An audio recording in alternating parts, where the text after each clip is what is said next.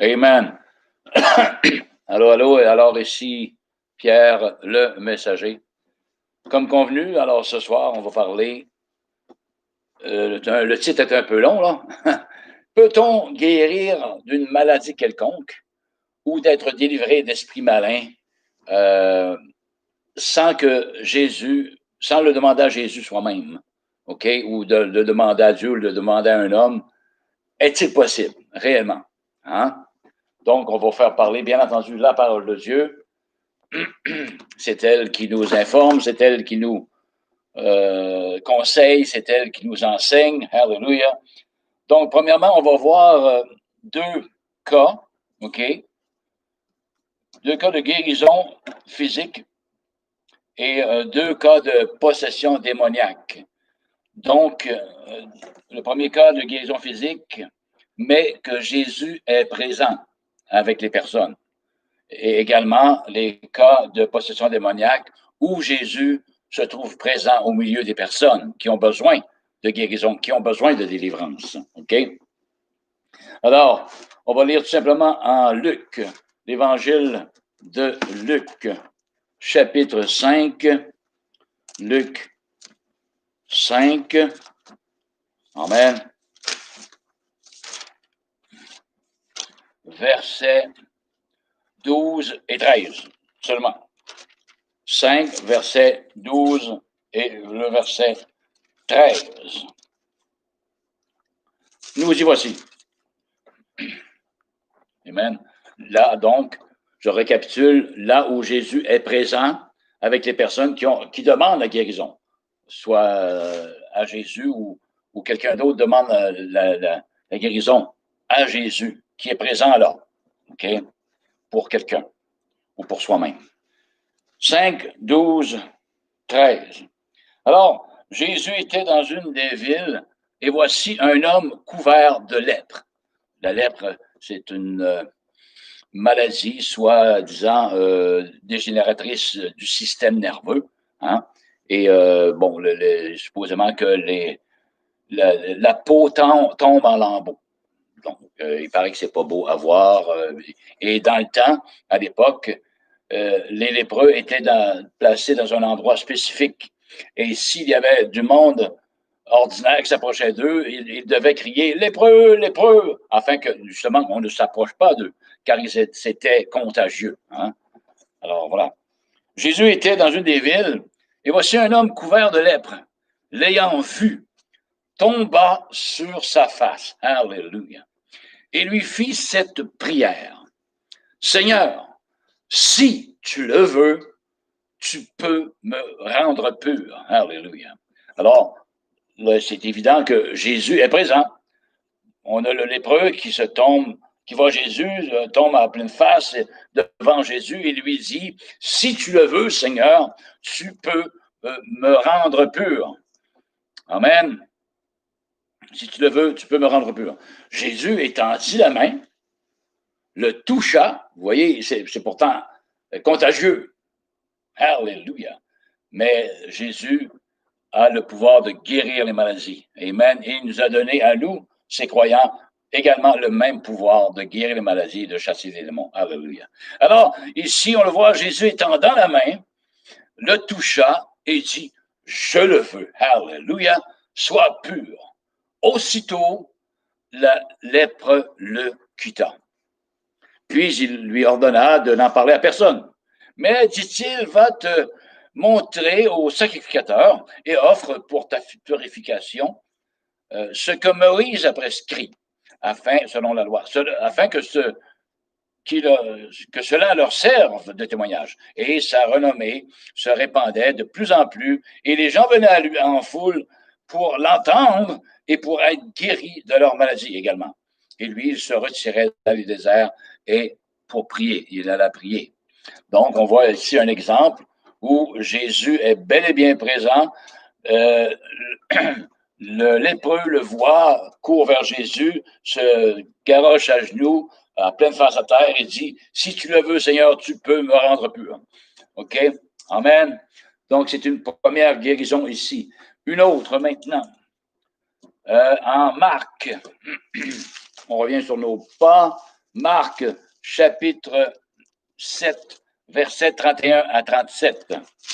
Matthieu, Marc 7, chapitre 7, ouais, Marc 7, versets 31 à 37.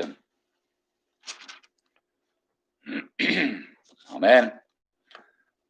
Alors, Jésus quitta le territoire de Tyr et revint par Sidon, ce sont des villes, bien entendu, vers la mer de Galilée, en traversant le pays de la Décapole. On lui amena un sourd. On voit ici que c'est des personnes qui l'amènent, une personne qui est sourde, OK, vers Jésus. Or, on lui amena un sourd qui avait de la difficulté à parler également. Il n'entendait pas, il avait de la difficulté à parler. Et on le pria de lui imposer les mains. Les autres personnes dirent à Jésus, ben, nous aimerions que tu imposes les mains à cette personne-là qui est sourde et qui a de la misère à parler. OK? On le pria de lui imposer les mains. Et il le prit à part. Jésus prit le sourd, cette personne sourde à part, donc il est avec Jésus, lui mit les doigts dans les oreilles, alléluia, et lui toucha la langue avec sa propre salive. Ça devait faire drôle au regard des hommes, là, hein? Tu as les doigts comme ça, et avec ta propre salive, tu vas mettre de la salive sur, c'est ce que j'entends ici, c'est ce que je vois, les mains dans les oreilles, et lui toucha la langue avec sa propre salive. OK? Anyway, quand le Saint-Esprit dit d'agir d'une telle manière, on oublie d'obéir, tout simplement. Qu'on ait l'air fou ou pas. Alléluia. Amen. Donc, avec sa propre salive. Puis, levant les yeux au ciel, il soupira, Jésus, et dit, Ephata, c'est-à-dire, ouvre-toi. Alléluia. Aussitôt, ses oreilles s'ouvrirent, sa langue se délia, et il parla très bien. Jésus leur recommanda de n'en parler à personne, mais plus il leur recommanda, plus ils le publièrent. Ils étaient dans le plus grand étonnement. Ils disaient, il fait tout à merveille. Même il fait entendre les sourds et parler les muets. Encore là, c'est le deuxième exemple où Jésus est présent, prend cette personne sourde à part, vient avec moi, lui met les doigts dans les oreilles, touche avec sa salive, sa propre salive à lui, OK? Et dit, ensuite, dit, Ephata, ouvre-toi, et finalement, le sourd s'est mis à entendre, et s'est mis à parler également. Donc, deux exemples où Jésus est vraiment présent, et c'est Jésus qui opère la guérison, qui opère le miracle, étant présent avec les personnes malades. OK? Maintenant, concernant la possession démoniaque, OK, Marc 5, non loin, Marc 5, 1 à 13, nous allons lire. Là où Jésus est encore présent avec les possédés démoniaques. OK? Donc, Marc 5, versets 1 à 13. Juste ici. OK. Ils arrivèrent à l'autre bord de la mer, dans le pays des Gadaréniens. Aussitôt que Jésus fut hors de la barque, il vint au-devant de lui un homme sortant des sépulcres et possédé d'un esprit impur. Alléluia. Il sort des sépulcres, il sort d'un cimetière finalement, de quelques tombeaux qu'il y avait là. Les tombeaux à l'époque, c'était des pierres qu'on roulait, des cavernes, on mettait les morts là-dedans. Et lui, c'était son habitacle, à cette personne-là qui était possédée. Il demeurait là et non dans des maisons. Cet homme avait sa demeure dans les sépulcres et personne ne pouvait plus le lier, même avec une chaîne. Car souvent, il avait eu les fers aux pieds et il avait été lié de chaînes. Mais il avait rompu les chaînes et brisé les fers. Et personne n'avait la force de le dompter. Vous voyez, des fois, il se passe que quelqu'un, le possédé, possède également une force surnaturelle. Alléluia. Qui est au-delà de la force humaine. OK, il était sans cesse, nuit et jour, dans les sépulcres et sur les montagnes, criant et se meurtrissant avec des pierres. Ayant vu Jésus de loin, Il a couru se prosterner devant lui. Alléluia. Vous voyez, les démons connaissent très bien qui est Jésus-Christ de Nazareth. Mais oui, et lui ou la personne ou les démons ou lui-même a vu Jésus et est accouru vers Jésus. Alléluia. Mais je crois que ce sont les démons qui ont accouru vers Jésus. OK. Il s'écria d'une voix forte, c'est ça. Qu'y a-t-il entre moi et toi, Jésus, fils du Dieu très haut? C'est ça, ce sont les démons qui l'ont vu de loin. Puis il dit, on va régler les questions à Jésus. C'est quoi ce qu'il y a entre nous, toi et moi, Jésus de Nazareth? Hein? Je t'en conjure, dit le démon, au nom de Dieu, ne me tourmente pas. Car Jésus lui disait, sors de cet homme, esprit impur. Et il lui demanda, quel est ton nom? À l'esprit qui était dans l'homme. Légion est mon nom, lui répondit-il, car nous sommes plusieurs. Alléluia. Donc, ce n'est pas seulement un démon, mais ils étaient plusieurs démons dans cette personne-là. Alors, vous voyez, ici, c'est une interaction direct à direct de la personne possédée avec Jésus même.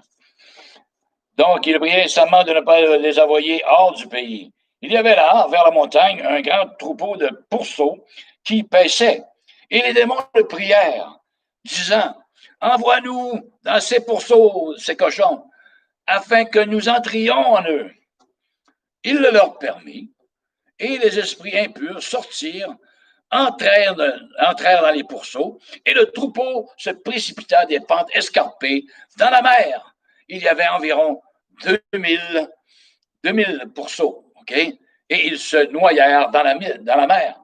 Donc, si les démons ont prié Jésus de les envoyer dans les cochons qui étaient dans la prairie, puis il y avait environ 2000 pourceaux, 2000 cochons qui se sont affolés suite à ça, qui étaient eux-mêmes finalement possédés car les esprits impurs étaient entrés dans ces cochons. Ils sont virés comme un peu zing-zing et se sont garochés en bas des pentes pour aller se noyer. OK? 2000 pourceaux. Donc, ça fait beaucoup, beaucoup de démons dans une personne. Alléluia. Amen. Ce n'est pas juste de la foutaise. C'est vrai, il y a encore des démonisés aujourd'hui. Il y a encore des possédés démoniaques aujourd'hui. Sauf qu'aujourd'hui, on les médicamente. Ils sont médicamentés avec des gros, beaucoup de sachets de toutes sortes. OK? Puis ils peuvent en prendre 10, 15, 20, 25 pilules, 30 pilules par jour peut-être pour amoindrir leur comportement, pour contrôler leur comportement. Tandis que dans la parole de Dieu, ils n'avaient rien. Il n'y avait pas de médication pour contrôler leur comportement. Hein? Puis ils se frappaient avec les pierres, ils criaient dans les déserts. Ils laissaient eux-mêmes. C'est les démons finalement qui rageaient à l'intérieur de ces personnes-là. Hein? C'est sûr qu'ils avaient besoin de délivrance. Mais comme je le dis aujourd'hui, les démonisés, ceux qui sont possédés de divers démons, sont sous l'influence de médicaments, OK, qui les tient sous contrôle, en quelque sorte. Alléluia. Mais ni plus ni moins, il demeure que ce sont des personnes qui sont toujours pas sous la possession démoniaque. Bon, on s'entend bien? Amen. Donc, on a vu ici le miracle qui s'est produit, Jésus étant là avec le possédé. OK? Un autre exemple de possession démoniaque dans Marc, un peu plus loin, Marc 9, 14 à 27. OK. Alors, lorsqu'ils furent arrivés près des disciples, ils virent autour d'eux une grande foule et des scribes qui discutaient avec eux. Dès que la foule vit Jésus, elle fut surprise et accourut pour le saluer. Alléluia. Il leur demanda, sur quoi discutez-vous avec eux? Et un homme de la foule lui répondit, Maître, j'ai amené auprès de toi mon fils qui est possédé d'un esprit impur, muet. En quelque lieu qu'il le saisisse, il le jette par terre pendant l'enfant écume, grince des dents et devient tout raide. J'ai prié tes disciples de chasser l'esprit et ils n'ont pas pu. Race incrédule, leur dit Jésus, jusqu'à quand serai-je avec vous? Jusqu'à quand vous supporterai-je? Amenez-le-moi ici. On le lui amena, l'enfant qui était possédé d'un esprit muet. Et aussitôt que l'enfant vit Jésus, l'esprit l'agita avec violence. Il tomba par terre et se roula en écumant. OK? La bave blanche, anyway. C'est ça, écumé. Jésus demanda au Père, combien y a-t-il de temps que cela lui arrive? Depuis son enfance, répondit-il. Et souvent l'Esprit l'a jeté dans le feu et dans l'eau pour le faire périr. Mais si tu peux, Jésus, quelque chose, alléluia, viens à notre secours, aie compassion de nous, dit le Père à Jésus. Jésus est toujours présent à côté de l'enfant possédé, alléluia. Mais c'est l'intervention du Père ici aussi qui joue un rôle important. Alléluia. OK. Et souvent, l'Esprit l'a jeté dans le feu, dans l'eau, pour le faire périr. Mais si tu peux quelque chose, viens à notre secours et compassion de nous. Jésus lui dit, si tu peux, en voulant dire, pourquoi tu poses cette question-là, si je peux? Je suis Dieu. Allô? Je suis Dieu. Jésus de Nazareth, je suis Dieu. Et tu me dis, tu me poses la question, si tu peux? Bien sûr, il n'y a aucun problème là. Je le peux et je le veux. Alléluia. Alors, si tu peux, bon, si tu peux, alors Jésus lui répond, si tu peux, tout est possible à celui qui croit. Il renvoie la balle, au Père. Si tu peux, tout est possible à celui qui croit. Et on va dire, toi, le Père, es-tu prêt à croire pour ton enfant? Alléluia. Donc, aussitôt le père de l'enfant s'écria, je crois, viens au secours de mon incrédulité. Jésus, voyant accourir la foule, menaça l'esprit impur et lui dit, esprit muet et sourd, je te l'ordonne, sors de cet enfant et n'y rentre plus. Vous voyez, comme l'autre dans les déserts, il a chassé le démon il a envoyé tous les démons dans les pourceaux, 2000 pourceaux qui se sont noyés, et ici, en présence d'un autre possédé, de l'enfant qui est possédé d'un esprit muet, Jésus ordonne à cet esprit, aussitôt le père de l'enfant, il dit, esprit muet et sourd, je te l'ordonne, sors de cet enfant et n'y rentre plus. Alléluia. Vous voyez une intervention directe avec Jésus, avec le possédé sur place. Et il sortit en poussant des cris et en agitant avec une grande violence. L'enfant devint comme mort, de sorte que plusieurs disaient qu'il était mort. Mais Jésus, l'ayant pris par la main, le fit lever et il se tint debout.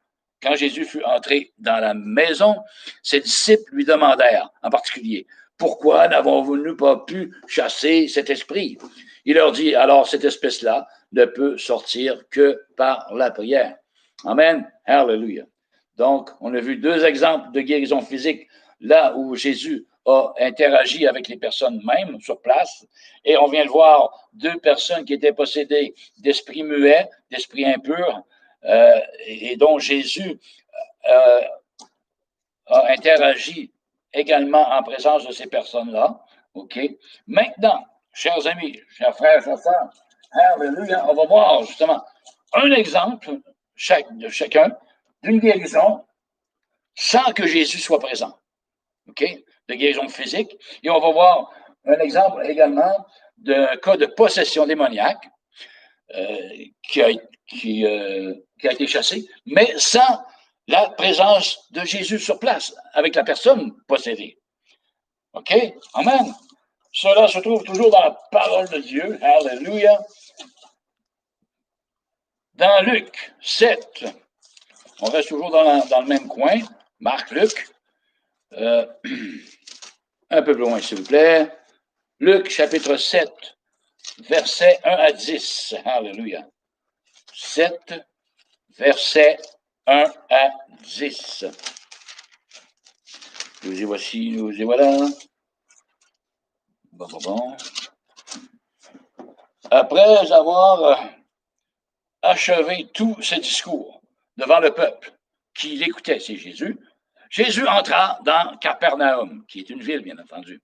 Un centenier, ou un homme de guerre, un Romain, là, un soldat, un centenier avait un serviteur auquel il était très attaché et qui se trouvait malade. Alléluia. Le serviteur du centenier était malade, sur le point de mourir. Ayant entendu parler de Jésus, il lui envoya quelques anciens des Juifs pour le prier de venir guérir son serviteur. OK?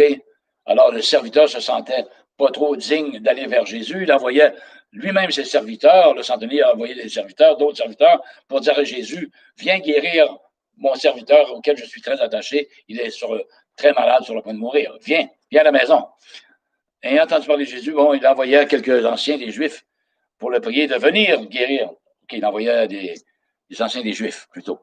Ils arrivèrent auprès de Jésus et lui adressèrent d'instantes supplications, disant, il mérite que tu lui accordes cela, car il aime notre nation, ce centenier-là, et c'est lui qui a bâti notre synagogue. Alléluia. Toujours le centenier. Jésus étant allé avec eux, n'était guère éloigné de la maison, quand le centenier envoya des amis pour lui dire, Seigneur, ne prends pas tant de peine, car je ne suis pas digne que tu viennes, que tu entres sous mon toit. Alléluia. C'est aussi pour cela que je ne suis pas cru digne moi-même d'aller en personne vers toi. Mais dis un mot. Alléluia. Le centenier dit à quelqu'un de dire à Jésus, mais dis un mot. Alléluia. Et mon serviteur sera guéri. OK? Je reprends un peu les paroles. Jésus s'est allé avec eux. Bon. Le centenier n'était pas digne que tu entres sous mon toit. C'est aussi pour cela que je ne suis pas cru digne d'aller en personne vers toi. Mais dis un mot et mon serviteur sera guéri. Il fait dire ça par quelqu'un d'autre, le centenier. Car moi, qui suis soumis à des supérieurs, dit le centenier, j'ai des soldats sous mes ordres. Et je dis à l'un, va, il va, à l'autre, viens, il vient. Et à mon serviteur, fais cela, et il le fait. Jésus entendit ces paroles-là, il admira le centenier. Et, se tournant vers la foule qui le suivait, il dit, je vous le dis, même en Israël, je n'ai pas trouvé une aussi grande foi. Alléluia. De retour à la maison, les gens envoyés par le centenier trouvèrent guéri le serviteur qui avait été malade. Oh, voyez ici, Jésus n'était pas en présence du malade, de ce serviteur. Non, c'est le centenier qui a envoyé du monde parce qu'il n'était pas digne que Jésus entre sous son toit, il ne se croyait pas digne. Il a fait dire aux autres, bon, je fais ci, je fais cela, on m'obéit, Et Jésus a admiré ce qu'a dit le centenier par les autres personnes. Alors, mais le centenier a fait dire aux autres, dis un seul mot et mon serviteur sera guéri. Vous voyez la foi qu'il avait? Et lorsque Jésus entendit ces paroles, il admira le centenier, même s'il n'était pas là sur place avec lui, et se tournant vers la foule qui le suivait, il dit, je vous le dis, même en Israël, je n'ai pas trouvé une aussi grande foi. De retour à la maison, les gens envoyés par le centenier trouvèrent guéri le serviteur qui avait été malade. Voyez, dis une seule parole et mon serviteur sera guéri. Cependant, on n'entend même pas, la Bible ne fait même pas mention que Jésus dit ton fils vit. OK? Il ne fait même pas mention. Juste l'attitude du cœur du centenier. Vous voyez? Qui voulait tellement que son serviteur soit guéri, il reconnaissait Jésus qui était celui qui pouvait le guérir, sans doute, sans aucun doute. Dis seulement une seule parole, il sera guéri. Juste cette attitude-là. Jésus n'a même pas dit, va, ton serviteur est guéri. Non. Juste l'attitude suffit. Alléluia. Une attitude de réception. Je reçois, alléluia, cette guérison au nom de mon serviteur pour qu'il soit guéri. Et, rendu à la maison, son serviteur était guéri. Amen. L'attitude du cœur du centenier. Amen. Il faut remarquer. OK, donc Jésus n'était pas là. N'était pas sur place. Le serviteur du centenier n'était pas en présence de Jésus, ou vice-versa. Alléluia. Mais le centenier envoya dire, dis seulement une parole et mon serviteur sera guéri. À distance. Vous voyez, Jésus n'a pas eu besoin d'être en présence de ce serviteur malade pour le guérir. Non. il était éloigné de la maison et il a dit simplement, a vu simplement, pardon, l'attitude du cœur de ce centenier qui lui demandait la guérison pour son serviteur. Alléluia. L'autre endroit maintenant, donc, là, c'est la guérison physique. Maintenant, un autre endroit, donc, que Jésus chasse un démon sans que Jésus soit en présence de la personne possédée. On voit ça maintenant en Marc 7. Marc chapitre 7, versets 24 à 30. Alléluia. 24 à 30 du chapitre 7 de Marc. Alors, Jésus étant parti de là, s'en alla dans le territoire de Tyrus.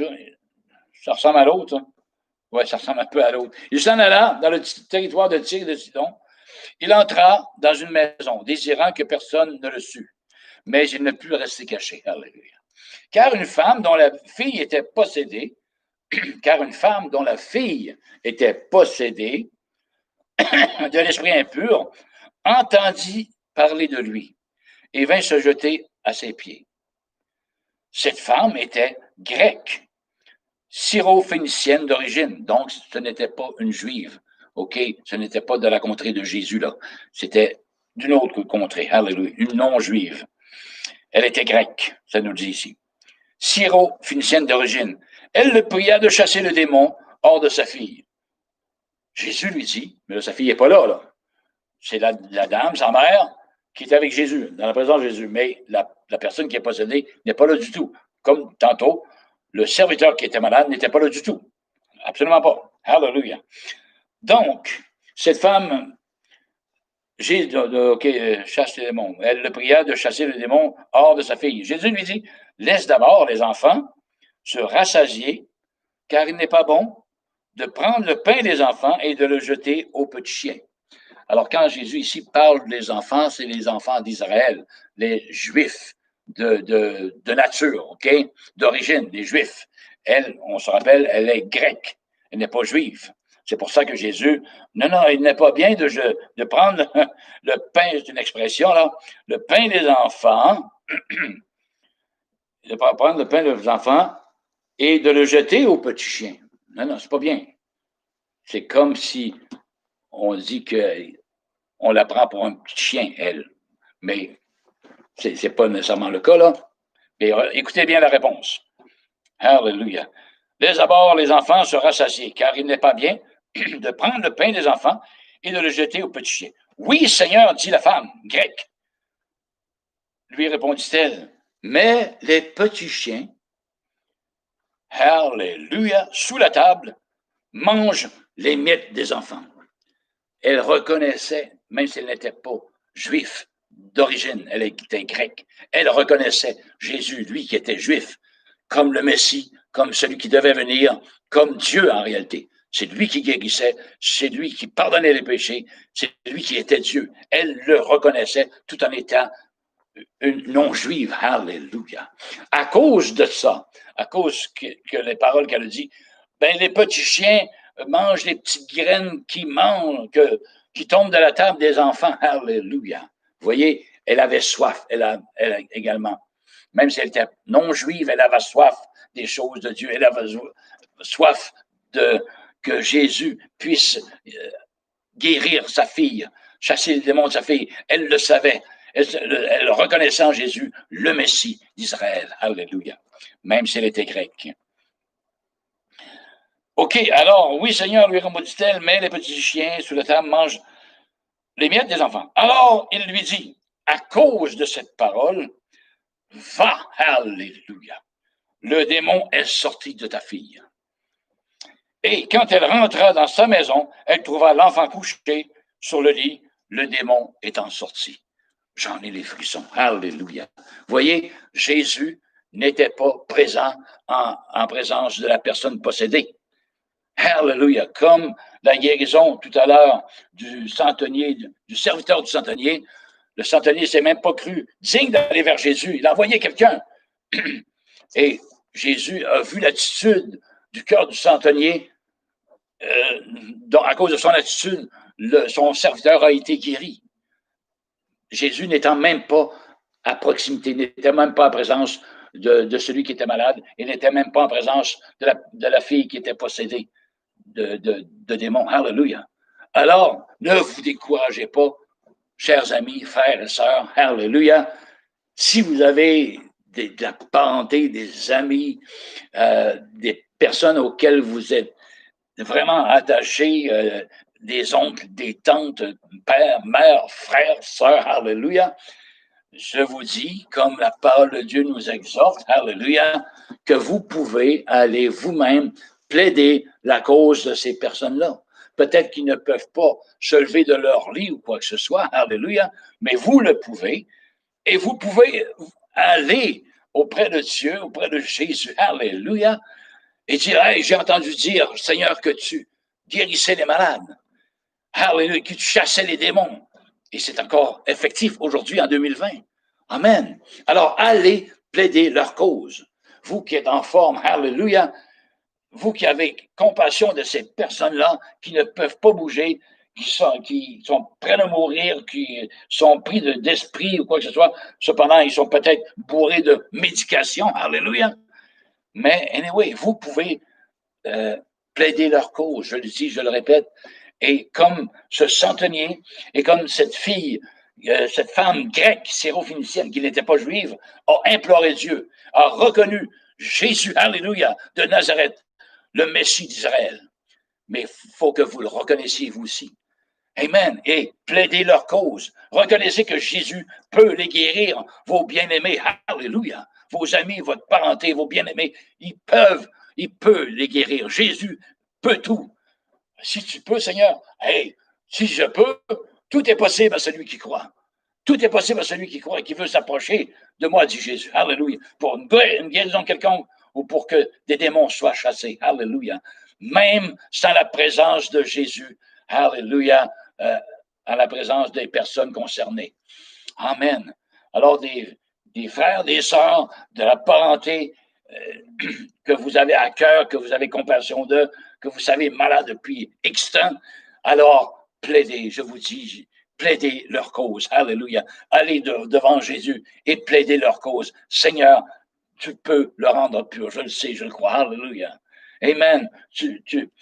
Ma fille est possédée d'esprit malin. Tu peux, alléluia, tu peux la libérer. Amen.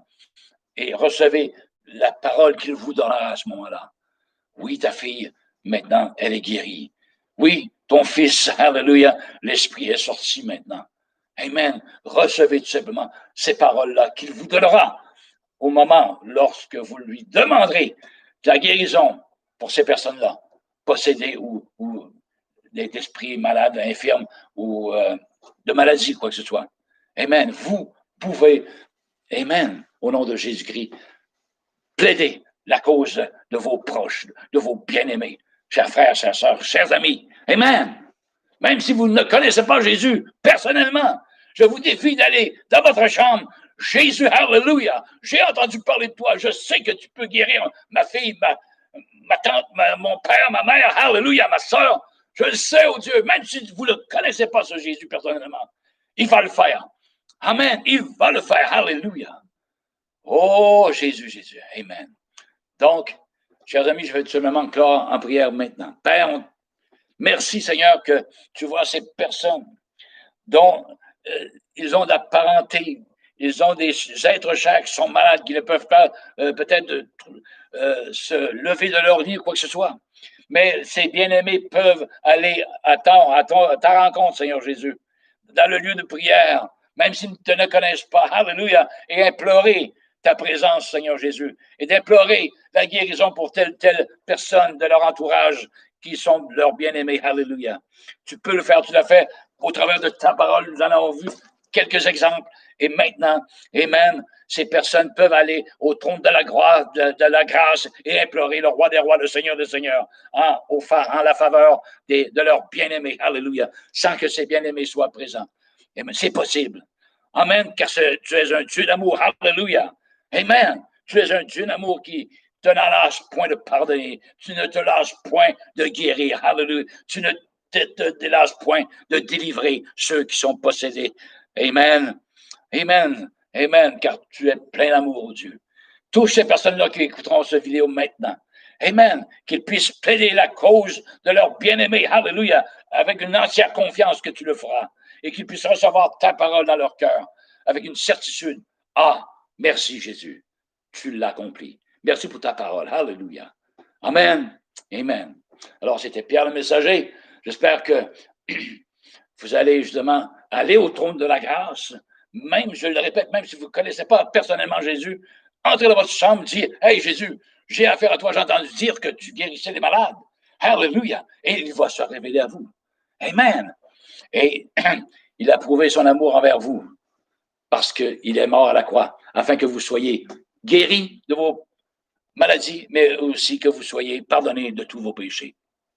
C'est un Dieu d'amour, un Dieu de compassion, un Dieu qui justifie, un Dieu qui pardonne. Alléluia, un Dieu qui purifie. Soyez justifiés, soyez purifiés, soyez pardonnés maintenant. Au nom de Jésus-Christ de Nazareth. Amen. C'était Pierre le messager, on se dit une prochaine. Ça, c'est une seule chose, chers amis, c'est que Dieu vous aime et que je vous aime tout autant. À la prochaine, soyez bénis avec Pierre le messager. Amen et amen.